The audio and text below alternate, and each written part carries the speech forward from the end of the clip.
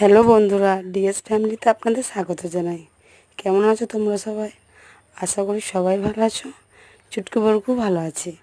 এই যে বরকু এখন উঠেই পড়তে বসে পড়েছিল। এই যে ছুটকু এখন উঠে আমার কোলে বসে আছে। এই যে ওনার পড়া হয়ে গেল, ব্যাগ রাখতে যাচ্ছে। ইনি তো মুখ গম্ভীর করে আছে, বিরাজ করবে না। দেখি জোর করে করানো যায় কি না।